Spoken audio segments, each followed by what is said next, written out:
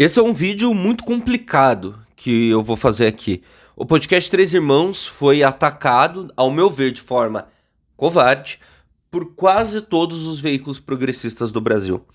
Aqueles veículos que você conhece, que você assiste, que você participa, que você incentiva, você vê esses veículos agindo de uma forma que, ao meu ver, é covarde e que, ao meu ver, demonstra o porquê esses veículos têm, segundo eles próprios, perdido espaço, tá?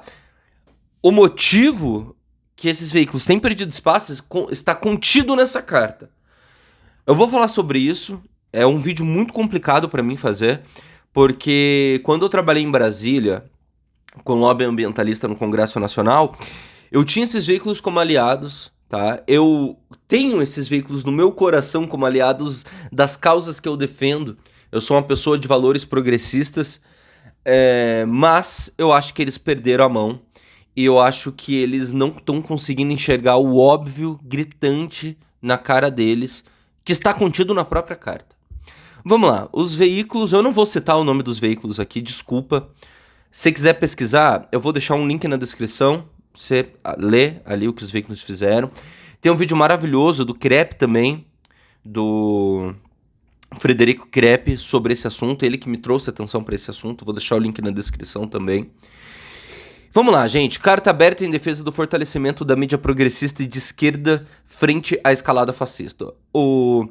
A carta começa falando que os veículos, o discurso fascista está voltando com tudo, tanto nas eleições dos Estados Unidos, quanto com o fortalecimento de pessoas de extrema direita no próprio Parlamento Europeu. Cada vez mais partidos reacionários têm ganhado espaço no Parlamento Europeu e têm conseguido emplacar discursos retrógrados e retrocessos, verdadeiros retrocessos, contra todas as minorias, contra os direitos sociais, contra os trabalhadores. Isso realmente está acontecendo, estamos de acordo. Diante de tudo isso, a gente vê que movimentos sociais que vão contra esse discurso retrógrado, como os discursos bolsonaristas aqui no Brasil, eles tentam crescer, mas eles têm um teto, e eles parecem que já atingiram esse teto há muitos anos.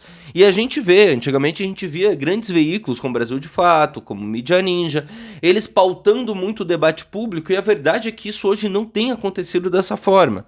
E hoje surgiram outros podcasts, outros canais do YouTube, que vieram a somar no campo progressista, meio que se diluiu essa audiência. A verdade é que o progressismo no Brasil, ele parece ter atingido um certo teto, até porque a nova geração, os jovens de hoje em dia, são cada vez mais conservadores. Eu sou de uma época em que os jovens eram, em sua grande maioria, progressistas, de esquerda, queriam forçar o avanço da sociedade. Hoje são conservadores, retrógrados, muito por conta do avançar da agenda religiosa. A gente vê hoje no Brasil uma imposição daquilo que os evangélicos entendem ser o normal para a sociedade, o correto para a sociedade, e a gente vê os jovens crescendo com esses valores, em especial devido à grande expansão das famosas igrejas de parede preta, as igrejas church, né, que são as igrejas que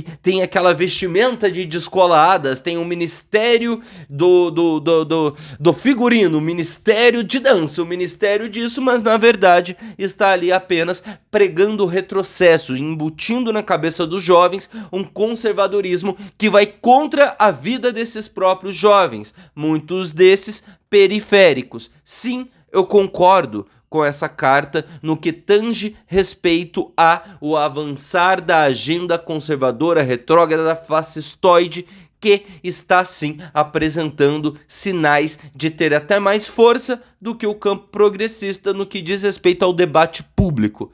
Dito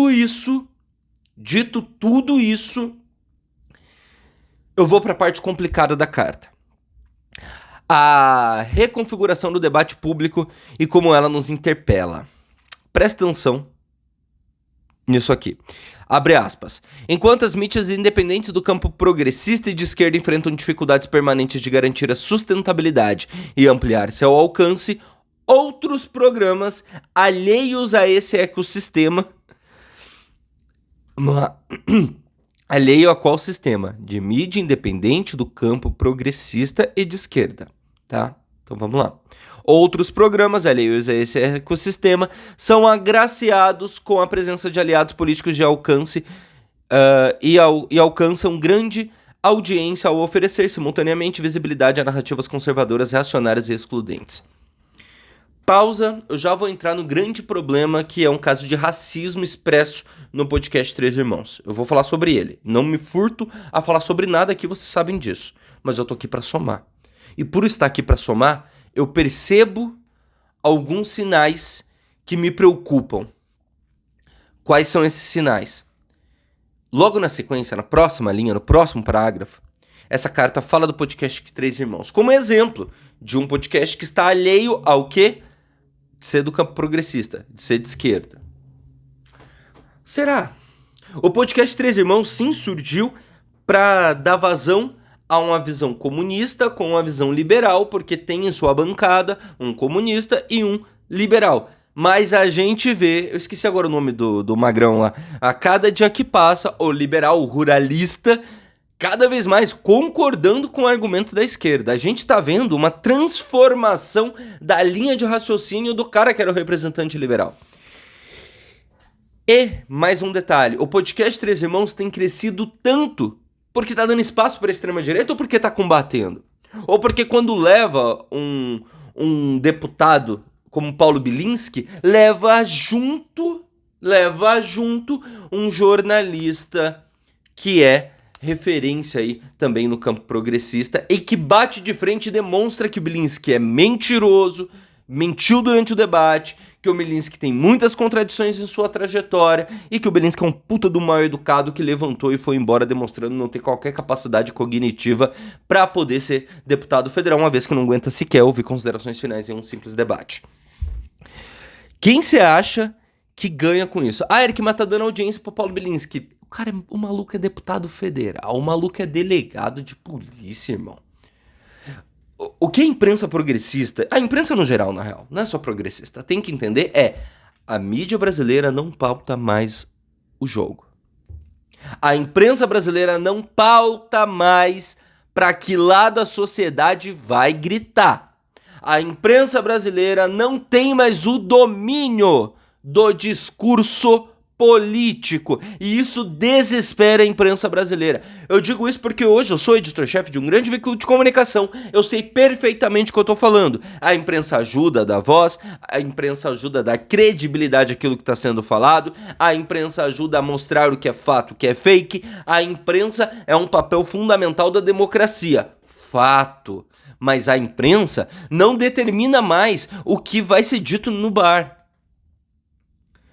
Quando os veículos progressistas vêm a público e falam parlamentares de esquerda estão indo em podcast que também houve parlamentar de direita e isso fortalece esse podcast, enfraquece a imprensa progressista, é porque ele não entendeu que se o parlamentar não for pro podcast Três Irmãos, por exemplo, não for no Flow, não for no Podpah, se o deputado não for, ele vai ficar limitado a uma bolha. Bolha essa que é diminuta e cada vez menor, conforme a própria imprensa progressista diz durante esse manifesto. Imprensa progressista, entenda de uma vez por todas. A mídia não dita mais o que vai ser discutido na esquina. O que faz isso é rede social. Quer um exemplo disso? Jones Manuel. O que eu vejo de gente criticar o Jones Manuel com quem eu concordo em muitos pontos, discordo em muitos outros. Eu, Eric, não sou comunista. Mas não é por isso que eu vou descredibilizar o grande nome do Jones Manuel. Um dos principais nomes da esquerda atual. Para o desespero da esquerda hegemônica. Eu, Eric, que não sou comunista, não acho que uma revolução seja algo positivo, algo que vá ajudar. Eu, Eric, tenho esse pensamento, tudo bem se você discorda. Eu acho que o Jones tem que ter espaço. E essa galera, eles ficam em desespero. Ora, quem tá crescendo? Essa mídia que fez esse manifesto, todos esses veículos, ou o Jones que vai pro embate e demonstra o despreparo dos bolsonaristas? Quem é que tá crescendo no debate público? Só que isso dá um desespero, dá um comichão. Teve uma vez que eu tive um embate com um conceituadíssimo jornalista do Paraná. Um dos maiores nomes daquele segmento específico que eu não vou citar, porque senão é muito fácil chegar em quem é a pessoa e isso vai me trazer sérios problemas profissionais, atualmente. Então, eu como problema pro futuro. Atualmente eu tô evitando que tem boleto pra pagar, né, meu parceiro? Esse profissional veio reclamar comigo porque eu ia dar... Na verdade, eu dei espaço para blogueiros de Twitter desse segmento específico que ele cobre. Ele veio reclamar, pô, Eric, você assim enfraquece a imprensa verdadeira, que tem um diploma, que faz apuração séria. E aí eu fiquei olhando aquilo e falei, cara, mas tá viralizando na internet. Eu pautei minha equipe para minha equipe publicar. E ele veio me questionar a minha decisão editorial, eu como editor-chefe, né? Decido aquilo que pode ou não ser publicado. Claro que eu tenho chefe acima de mim, que às vezes interferem também, enfim, normal. E aí ele falou isso, eu, falei, cara, eu discordo, o negócio tá viralizando, tem tantos mil visualizações já, E dele, não, mas é que daí ele ganha mais visibilidade e aí prejudica o nosso trabalho. Aí eu lembro que eu falei, cara, você não tá entendendo a regra do jogo. O debate sobre o que esse blogueiro de Twitter falou já tá dado. As pessoas já estão debatendo isso. Ou eu entro no meu portal, no portal que eu chefio, pra ganhar também audiência em cima disso, e nessa matéria eu trago os contrapontos a essa figura que tem lá seus problemas, ou ele é a voz única, uníssona, só ele vai falar. Só que é isso, a imprensa ainda acha que ela tem essa áurea de eu dito o que vai ser falado por aí. Não tem mais imprensa. Não, pelo amor de Deus. Se tivesse, eu não tava aqui no YouTube. Porque eu teria medo de não ter mais emprego. Mas eu entendo que se eu conquisto um grande público nas redes sociais, automaticamente talvez eu nem precise daqui a uns anos bater ponto.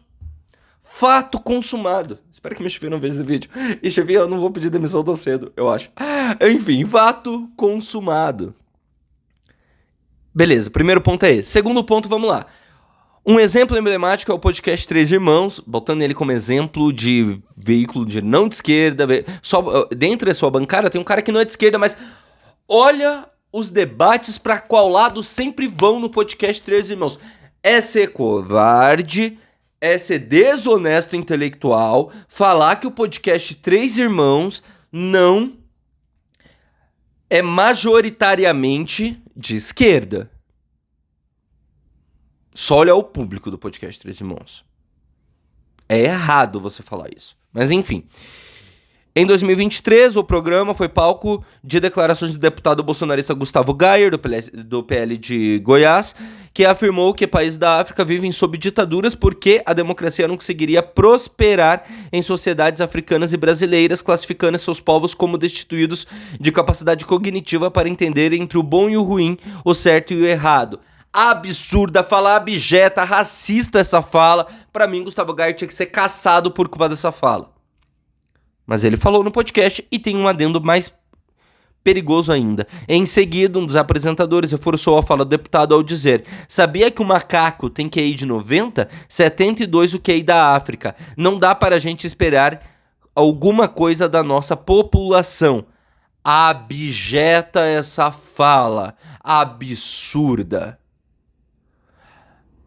Criminosa, inclusive. Ok? Ok? Eu não tenho compromisso com erro. Eu nem conheço os caras do podcast Três Irmãos, seria uma honra conhecê-los. Mas essa fala, eu acho que hoje, eles olhando em retrospecto, devem reconhecer que foi uma fala absurda, abjeta, que chega a ser, na época, criminosa. Eu imagino que eles tenham se arrependido. Eu não vi, eles devem ter pedido desculpa sobre o assunto, provavelmente, não tenho certeza disso, tá? Bem, a PGR foi acionada, bababá, e sobre a gravidade da declaração. Repito, declaração abjeta, absurda, referendada de forma errada. Mas vamos seguir. Aqui eles falam que eles deram espaço para Gustavo Gayer. Gustavo Gayer tem 800 mil seguidores só no Instagram. Deputado federal. Em 2023, o podcast Três Irmãos não tinha metade do tamanho que tem hoje. Jura que vai dizer que o podcast Três Irmãos transformou o Gustavo... Sabe? Enfim, acho que esse debate já tá dado, né? Eu já expliquei o que eu penso sobre isso. Além disso, o podcast em questão é patrocinado por uma escola preparatória de carreiras policiais que utiliza a logomarca da caveira do Justiceiro. Enfim, daqui traça toda a problemática de utilizar uma caveira. Eu concordo que é absurdo, abjeto, qualquer marca utilizar. Mas aqui vem uma questão. O Frederic Krepp falou, eu vou deixar o vídeo dele aqui, vale a pena você assistir até o fim do vídeo dele, muito, muito bom, ele que me trouxe a atenção para esse assunto. Ele falou o seguinte: o governo da Bahia tem a polícia mais letal do Brasil. E muitos desses sites recebem patrocínio do governo da Bahia, que é do PT, que fomenta uma polícia ultra letal. E aí, vão bater de frente com esses veículos também? Você entende que é complicado? Ah, porque uma escola, porque é negócio de preparatório pra polícia. Tá, e a polícia não pode ter gente de esquerda. Se eu sou policial, automaticamente tem que ser reaça. Então, na prática, o que você tá declarando é que a gente vai abrir mão de tentar ter uma polícia mais humanizada. E delegados de esquerda que existem? Não dá pra ser policial e ser de esquerda. Eric, mas a polícia majoritariamente é de extrema direita. Concordo. Mas a gente tem que disputar esse espaço também. E se não tiver progressista entrando na zorra da PM, da Polícia Civil, nunca vão mudar esse quadro. Ah, mas é que usa caveira como símbolo. Esse é o motivo da gente descredibilizar tudo aquilo que eles fazem? Não, mas em 2023 tiveram uma fala abjeta, racista, preconceituosa, absurda. Então daqui pra frente eles não podem mais mudar. O Krepp, inclusive, traz ali o caso do ICL, que o seu fundador era um cara contrário ao PT e que mudou de lado. E aí, não pode mudar de lado? O Boulos já foi um grande crítico do PT, não pode mudar de lado? O cara errou no passado, eu vou crucificá-lo pro resto da vida dele? Gente, não, né? Não, né? Eu já fiz alguns vídeos aqui falando sobre isso, sobre quanto a esquerda gosta de jogar gente na vala e a extrema-direita acolhe. Não. Vamos seguir. Aí que eles falam sobre a problemática da caveira, eu também acho que não deveria usar, tem muitas já decisões de governos, inclusive, contrário a isso, não tem que usar a caveira, é um absurdo, a polícia não pode ser vista como um agente de assassinato do Estado, até porque a gente sabe que quem tá na ponta que morre é preto, pobre, favelado, né? Eu fui criado em periferia, eu sei quem morre na mão da polícia, mas ok.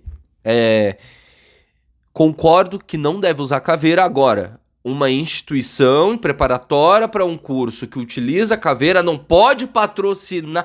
Calma. Calma. Vocês começaram a carta falando que tá com dificuldade financeira. Não estaria aí o motivo? De vocês não conseguirem dialogar. É necessário diálogo. Eric, não tem que ter diálogo com a extrema-direita. Tem que ter debate, pô. Tem que debater com a extrema-direita sim. Sabe por quê? Porque senão eles falam sozinhos e eles crescem. Eles crescem. A esquerda não domina o debate e digo mais, a imprensa não domina o debate. É necessário que surjam mais podcasts Três Irmãos. É necessário que surjam mais Frederic Krepp, que é um cara progressista, que é um cara trabalhista, que é um cara que eu concordo em muito, mas discordo em vários outros pontos. Por exemplo, eu tenho muitas ressalvas ao Ciro. Eu não sei se ele ainda defende Ciro Gomes, mas é o meu ponto de discordância. Mas é necessário ter essas figuras, é necessário ter o Jones Manuel, é necessário ter debate. É necessário encarar e expor as contradições da extrema-direita. E se não tiver ninguém com coragem e peito pra fazer isso, eles vão seguir falando sozinhos. Eles falam, eles já têm espaço. O algoritmo das redes sociais é deles. Imprensa progressista, sai da redoma, acorda, vem pro chão, pisa no barro, olha pro lado. Você não dita a regra e não vai ditar. Tá na hora da imprensa progressista entender o que é o mundo de hoje. O mundo de hoje não é só militante falando para militante. O mundo de hoje é disputa de espaço em rede social. E se tem um cara com forte eminência crescendo, é necessário você olhar e falar: eu sou favorável a ele, eu me uno. Ele tá mais ou menos do meu lado, eu vou junto com ele. É o caso que sempre fala do Jones Manuel. Eu, Eric, não sou comunista, mas tô junto com ele. No sentido de que, desculpa, ele defende a pauta progressista. Ele é contra aquilo, ele vai contra aquilo que eu defendo, muito. Ele vai contra aquilo que eu defendo, então eu vou bater de frente com ele. Ele é maior que eu vou bater pra eu poder crescer. É assim que se faz. Não entender isso é o que faz a imprensa progressista estar cada vez mais diminuta no espaço do debate público. Aí eu vejo aqui canais do YouTube que cresceram com base em polêmica assinando essa carta. Sério? Podcast sério? Tem um podcast aqui que eu, quando eu era repórter da Band, e até hoje eles pegam trechos de reportagens minhas e usam. E tá tudo bem. Só que eu fiquei muito decepcionado quando eu vi que eles assinaram essa carta. Quando um programa dessa natureza, abre aspas de novo, ao mesmo tempo cresce notavelmente por atrair a presença de figuras progressistas, não se trata apenas de diversidade de vozes. A questão central é: quais espaços e narrativas ao final se consolidam e ganham força? Eu acho que o podcast Três Irmãos consolida e dá força pro progressismo. Só olhar o público dele.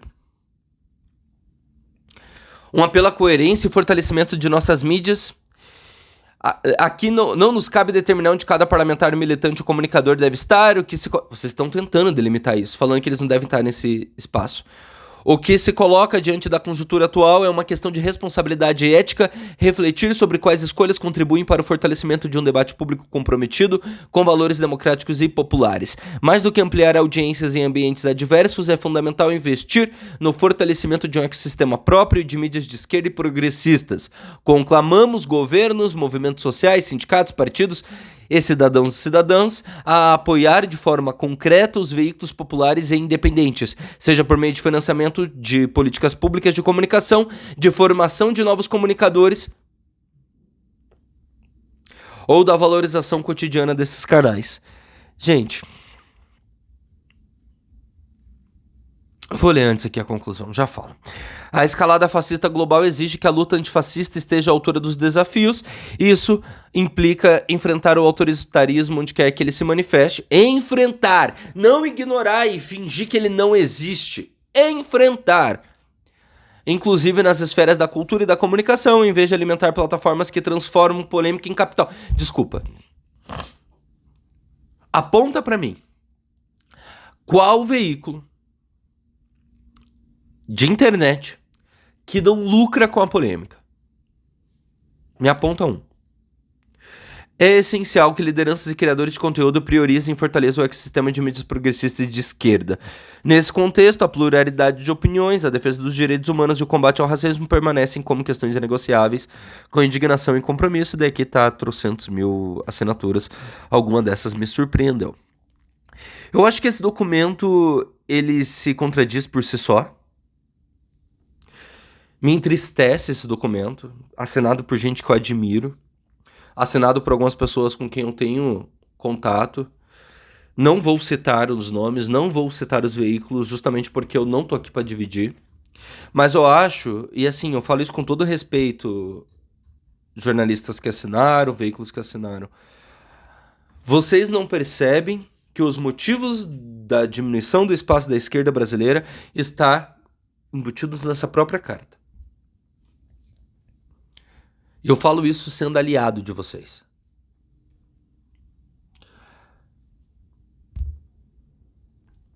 Eu acho que tá tudo bem existirem veículos que sejam declaradamente petistas, como tem vários aqui assinando essa carta. Tá tudo bem, é direito de todo mundo, tem veículo trabalhista, petista, comunista, socialista, todos os istas, direitista, existe, quase todos. Porém, você colocar aqueles que não são declaradamente governistas como inimigos, eu discordo. E assim, eu sempre venho aqui e falo da grande imprensa hegemônica, né? Os grandes veículos. E eu sempre falo que eu coloco minha carreira em jogo quando eu falo desses grandes veículos, porque hoje eu trabalho neles, enfim, dependo deles, e esses veículos são majoritariamente de direita, para não falar totalidade, quase todos.